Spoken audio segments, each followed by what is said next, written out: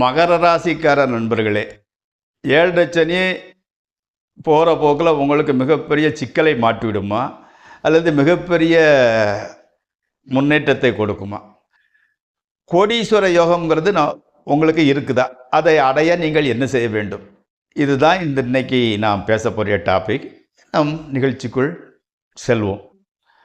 இப்போது ஒரு விஷயத்தை கற்றுக்கிட்டதுக்கு வயசு அல்லது பருவம்னு எதுவுமே கிடையாது.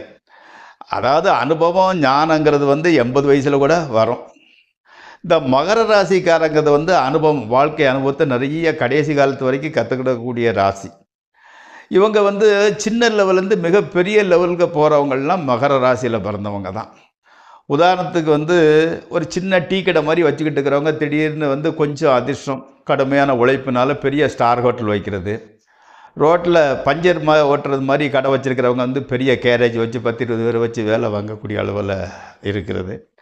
அதே மாதிரி சின்ன வெத்தலைப்பாக்கு கடை மாதிரி வச்சுருக்கிறவங்க பெரிய சூப்பர் மார்க்கெட் வைக்கிறது. இந்த மாதிரி சின்ன லெவல்லேருந்து மிகப்பெரிய லெவலுக்கு போகிறதெல்லாம் சனி பகவானோட கருணை காரணம். இப்போது இந்த சனி என்ன பண்ணுவார் தெரியுமா? நீங்கள் இருக்கிறது சிம்பிளாக இருக்கணும், படோடோபமாக இருக்கக்கூடாது, ஓவர் கான்ஃபிடென்ட்டுங்கிறது இருக்கக்கூடாது. அதாவது இந்த சனிங்கிறவர் என்னென்னா, சின்ன பசங்கள் மூலம் கூட கர்ப்பபங்கம், அதாவது நம்மளை கர்வத்தை தட்டி கொடுக்குற மாதிரி நிகழ்ச்சியை பண்ணுறவர் தான் இந்த சனி. அதனால் சனி பகவான்கிட்ட நம்ம சூழ்நிலை தெரிஞ்சு நம்ம அமைதியாக இருந்தால் மிகப்பெரிய மாற்றத்தை கொடுப்பார். இந்த கர்வபங்கம் நடத்துவார்னு சொன்னோம் இல்லையா, அதுக்கு 2 உதாரணம். நம்பர் 1, அதாவது தமிழ் மூதாட்டி ஔவை பாட்டியாருக்கு தமிழில் நம்ம தான் எல்லாம் கற்றுக்கிட்டவங்க, நல்லா தெரிஞ்சவங்க அப்படிங்கிறது ஒரு கர்வம் உள்ளுக்குள்ளே இருந்துக்கிட்டு இருந்தது. ஒரு தடவை பிரயாணமாக வெயில் நேரம் வந்துக்கிட்டு இருக்கிறாரு, நான் வறட்சியாக இருக்குது, தண்ணி சாப்பிட்றதுக்கு எதுவுமே கிடைக்கல. கொஞ்சம் தூரத்தில் ஒரு மரம் தெரியுது. சரி நிழலுக்கு போவோம் அப்படின்னு போனால், சுற்றி மாடு மேய்ஞ்சிக்கிட்டு மரத்து மேலே ஒரு பையன் உட்காந்துக்கிட்டு இருப்பான். அது நாவல் மரம்.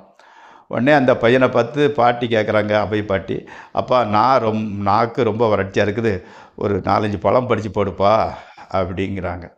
உடனே அந்த பையன் கேட்குறான், பாட்டி போடுறேன், சுட்ட பழம் வேணுமா சுடாத பழம் வேணுமான்னு கேட்குறான். அவை பாட்டிக்கு திகைப்பு. எப்படின்னா சுட்ட பழம்ங்கிறது எங்கே இருக்குது, மரத்தில் ஒரு எப்படி சுட்ட பழம் அப்படின்னு புரியலை. நம்ம படிக்கலையே, சுட்ட பழம்ங்கிறது கேள்விப்பட்டது இல்லையான்ட்டு எதுக்கும் போனால் போதும்ன்ட்டு சுட்ட பழமே போடுப்பா அப்படின்னு சொல்கிறாங்க, விட்டு கொடுக்க முடியாமல். அவன் பழத்தை, நல்லா கனிந்த பழத்தை பறித்து போடுறாரு. போட்டவுடனே கீழே மண் இருக்குது இல்லையா, இவங்க பிறக்கிறாங்க, மண் ஒட்டி இருக்குது. உடனே மண்ணை ஊதிட்டு சாப்பிட்றாங்க. இவங்க ஊதவும் மேலே இருக்கிற பையனை கேட்குறான், என்ன பாட்டி ரொம்ப சுடுதா அப்படின்னு கேட்டிருக்கிறான். அவ்வைக்கு அப்போந்தான் சாக்காச்சு. ஓ, நம்ம கர்வத்தை பங்குபடுத்த வந்த முருகப்பெருமானை தான் இருக்கோம் விட்டு, அப்பா முருகா, நான் நினச்சது தப்பு தான், எனக்கு எல்லாம் தெரியுமில்ல, தெரியாது நிறைய இருக்குது, தமிழ் பெரிய கடல், என்னோட கர்வம் அகம்பாவம் இருந்ததுக்கு மன்னிச்சுக்கோன்னு சொல்லிட்டு பாட்டு படிப்பாங்க. இது ஒன்று. அதே மாதிரி எப்படின்னா, எப்பேற்பட்டவங்களாக இருந்தால் கூட நமக்கு தான் எல்லாம் தெரியுங்கக்கூடிய ஒரு எண்ணம் வந்துச்சுன்னா, கண்டிப்பாக சனி பகவான் அந்த பீரியடில் உங்களை ஒரு அவமானப்படுற மாதிரி ஒரு சூழ்நிலையை உருவாக்கி கொடுத்துருவார். சனிங்கிறவர் நமக்கு கற்பிக்கும் ஆசான் போன்றவர். ஸோ அவரை பற்றி பயப்பட வேண்டாம். வாத்தியார்கிட்ட நம்ம படிக்கும்போது நல்லா படிக்கிற பசங்களுக்கு பயம் எதுக்கு? சனிங்கிறவர் எப்படின்னா நமக்கு தோழனாக, குருவாக, கடவுளாக நினைங்க, நல்லதே நடத்தி கொடுப்பாரு. நான் 2 உதாரணம் சொல்லலாம். இன்னொரு உதாரணம், நான் மதுரையிலேருந்து செங்கோட்டைக்கு ஒரு பேசஞ்சர் ட்ரெயினில் போய்கிட்டு இருக்கிறேன். பக்கத்தில் உள்ளவங்களுக்கு 3 மணி நேரம் பிரயாணம் இல்லையா, ஜோசியம், இலக்கியம், சினிமா அது இதுன்னு பேசிக்கிட்டே இருக்கேன், எல்லோரும் கேட்டுக்கிட்டு இருக்கிறாங்க. எனக்கு உற்சாகம் ரொம்ப ஜாஸ்தியாகிடுச்சு. பேசிக்கிட்டே இருக்கும்போது ஸ்ரீலிபுத்தரை தாண்டி ஒருத்தர் வண்டியில் ஏறினவர் என் பக்கத்தில் உட்காந்தாரு. ஐயா, செங்கோட்டைக்கு போகணும், அது எத்தனாவது ஸ்டேஷனு அப்படின்னு கேட்டார். நான் மனசுக்குள்ளேயே 1, 2, 3 சங்கரன் கோயில், கடையநல்லூர்னு எண்ணிக்கிட்டு வந்துட்டு, 7வது ஸ்டேஷனுங்கய்யான்னு சொல்லணும்னு வாயை திறக்கிறதுக்குள்ளே பக்கத்தில் ஒரு சின்ன குழந்தை 9-10 வயசு இருக்கும், அதுதான் அங்கே கடைசி ஸ்டாப்பு, நீங்கள் அங்கேயே இறங்கிக்கலாம் அப்படின்னு டக்குன்னு சொல்லிடுச்சு. எனக்கு டக்குன்னு செவுட்டில் அடித்தது மாதிரி ஆயிடுச்சு. ஏன் இந்த சிம்பிள் இல்லையா, செங்கோட்டை தான் கடைசி ஸ்டேஷன்னு சொல்றதுக்கு எனக்கு வரலையா, நான் எதுக்கு எண்ணிக்கிட்டு இருக்கிறேன்? அப்போது நமக்கு தெரியாது எவ்வளவோ இருக்குது அப்படிங்கிற மாதிரி எனக்கு அதோட பேசுகிறதுக்கே மூடு வரல. அப்போ வந்து எனக்கு 7 சனி பீரியட் தான் நடந்துக்கிட்டு இருக்கு. இந்த மாதிரி சின்னவங்க அதை அவமானம்னு நினைக்கல, புதுசாக ஒன்றை கற்றுக்கிட்டு இருக்கோம் அப்படிங்கிற மாதிரி நினச்சிக்கிட்டு டேக் இட் ஈஸி போகணும், அதுதான் நல்லது. அப்போது சனி பீரியட் சமயத்தில் வாழ்க்கை பாடத்தை சனி பகவான் நிறைய நமக்கு கற்றுக் கொடுப்பாரு. எல்லாம் நன்மைக்கே நினச்சிக்கிட்டா எல்லாம் நன்மையில் தான் முடியும். நாரதோட கலகம் நன்மையில் முடியுங்கிற மாதிரி அந்த 7 சனியினோட செயல்பாடுகள் நன்மையிலேயே முடியும், அதில் மாற்றுக்கிறதே கிடையாது. அதே மாதிரி வந்து அதுக்கு என்ன இருக்கணும்னா, பாதிக்கப்பட்ட துறவி போல் வாழ்க்கை. ரொம்ப ட்ரிம்மாக பெரிய அளவில் பெரிய செயின், பெரிய பிரேஸ்லெட்டு, பெரிய அளவுக்கு ஒரு 20 கிராமில் மோதிரம் அந்த மாதிரிலாம் இல்லாமல் சிம்பிளாக இருக்கணும். நம்பர் 1. நம்பர் 2, ஏதாவது ப்ராப்பர்ட்டி வாங்குறதுனா கூட சோலோவை நம்ம பேரில் வாங்காமல் மனைவி பேரில், குழந்தைகள் பேரில் வாங்கிறது ரொம்ப நல்லது. ஏன்னா நம்ம பேரில் ப்ராப்பர்ட்டி இருந்தால் தான் நம்ம பணக்காரன் ஆகிருந்தோம், நம்ம வந்து ஓனர் ஆகிருந்தோம் இல்லையா. சனி பகவான் வந்து எப்படின்னா கீழ்மட்டத்தில் இருக்கிறவங்களுக்கு தான் மிகப்பெரிய உதவி பண்ணுவார். அதனால் நம்ம ஒன்றுமில்லாத மாதிரியே இருப்பது மிகவும் நல்லது. தினசரி ஏதாவது கோயிலுக்கு போயிட்டு வாங்க. தொண்டு செய்யும் குணம் என்பது வந்து ரொம்ப முக்கியம். அந்த சனி பகவானுக்கு பிடிச்சது அதுதான்.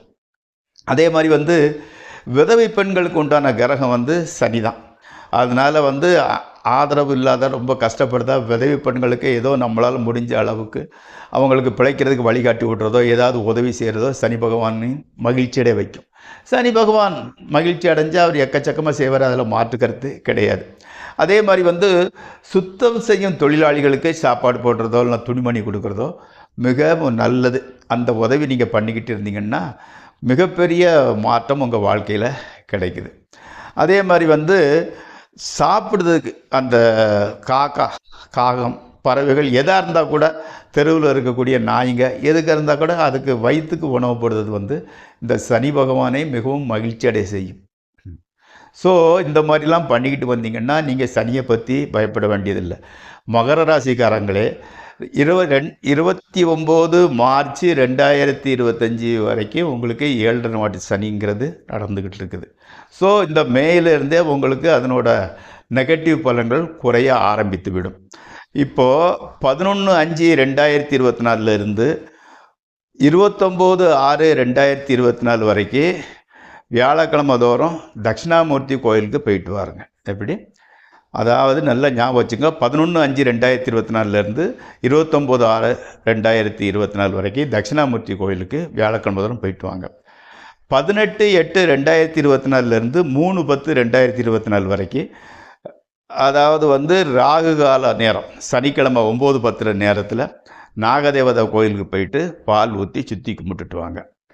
2/2/2025 இருந்து 29/3/2025 வரைக்கும் சனி பகவானுக்கு உண்டான காலமான சாயங்காலம் 5லேருந்து 8க்குள்ளே நவகிரகம் அல்லது சனி பகவான் கோயில் போய்ட்டு எள்ளெண்ணெய் ஊற்றி தீபம் ஏற்றி வழிபடுங்க. இந்த 3 பரிகாரத்தையும் செய்து வந்தால் சனியினோட தாக்கம் உங்களுக்கு எந்த விதம் இருக்காது. அதை விட என்ன சொல்ல போகிறோம்னா, அதாவது 29/3/2025 அடுத்து வரக்கூடிய 2.5 வருஷ காலகட்டம் golden period in your life. இந்த 7 வருஷத்தில் எவ்வளவு சம்பாதிக்க வேண்டியது நின்று போச்சுதோ அல்லது எவ்வளவு லாஸ் பண்ணிக்கோ எல்லாம் 1க்கு டபுளாக சனி பகவான் திருப்பி கொடுப்பார். மிகப்பெரிய கோடீஸ்வரனாக ஆக்கி விடுவார்.